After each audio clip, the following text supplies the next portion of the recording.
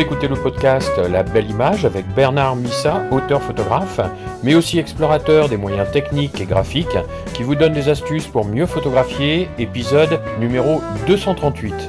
Bienvenue dans La Belle Image, où l'on parle de l'impact de vos images, de techniques pour bien composer et de connaissances de l'appareil photo. Et voici aujourd'hui la matière comme sensation dans l'image.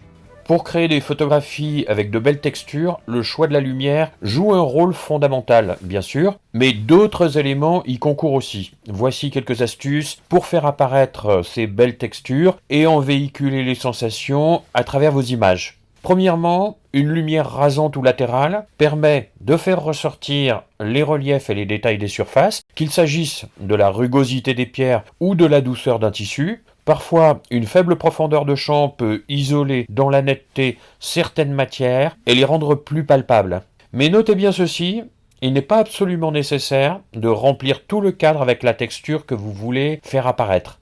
Donc une petite surface dans l'image, faisant apparaître la texture, suffira en général pour donner une sensation et l'idée de la matière décrite. Par exemple, un simple accent lumineux d'une lumière rasante dans une zone circonscrite suffira pour obtenir l'effet et la sensation. Le contraste et la netteté accentués plus tard en post-production dans ces zones contribueront aussi également à renforcer l'impact des matières.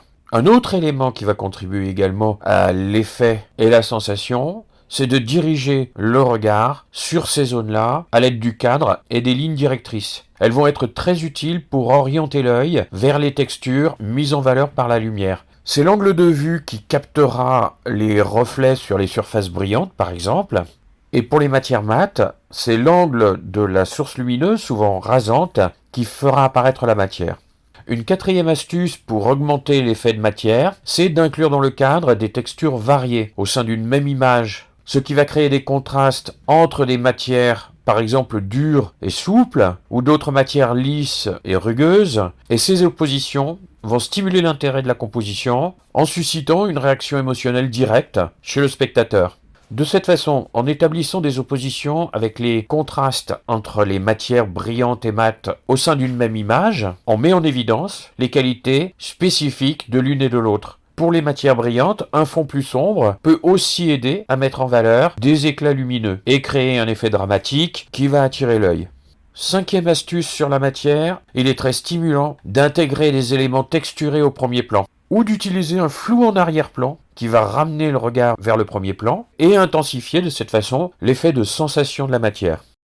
Plus spécifiquement sur les matières brillantes, pour les faire ressortir dans une photo, il s'agit d'accentuer ou de créer des éclats lumineux et de profiter de la réflexion des surfaces. La lumière du ciel en extérieur va souvent aider à cet effet. Le choix d'une lumière directe et ponctuelle permet aussi de mettre en valeur les brillances. Une source lumineuse dirigée ou un flash va accentuer les reflets et créer des points lumineux qui souligneront la nature brillante des matières comme le métal, le verre ou l'eau.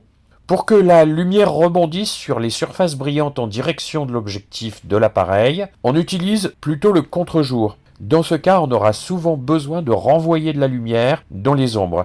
Par exemple, si l'on photographie une assiette garnie de nourriture sous un éclairage en contre-jour, on obtiendra de belles brillances sous cet éclairage, mais il sera souvent utile de renvoyer de la lumière dans les ombres à l'aide d'un réflecteur, une surface blanche sur laquelle va rebondir la lumière, ou d'une lumière d'appoint, ce qui permettra d'éclairer les ombres et les couleurs sombres pour leur redonner plus de présence dans l'image.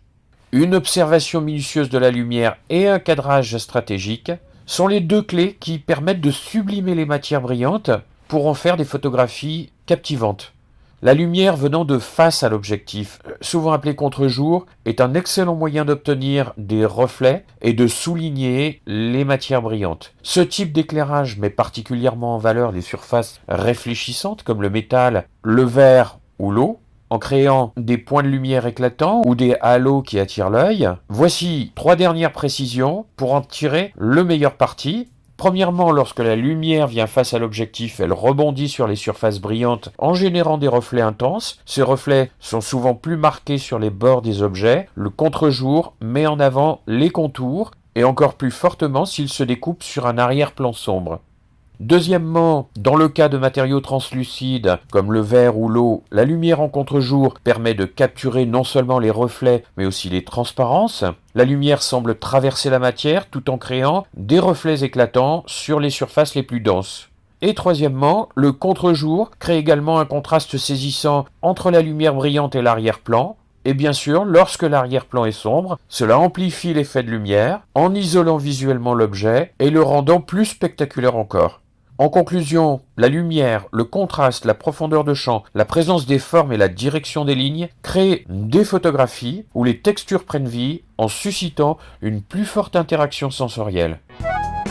La Belle Image est publiée chaque lundi et vous propose des techniques, des astuces, des idées et des moyens de composition dans le but de développer votre expression photo et de donner plus d'impact à vos images. N'hésitez pas à me laisser un commentaire ou une question pour me faire part de ce qui vous intéresse le plus à développer dans votre pratique de la photo. Si vous ne l'avez pas déjà fait, vous pouvez télécharger le manuel de composition en cliquant sur le bouton placé sur la page de l'épisode.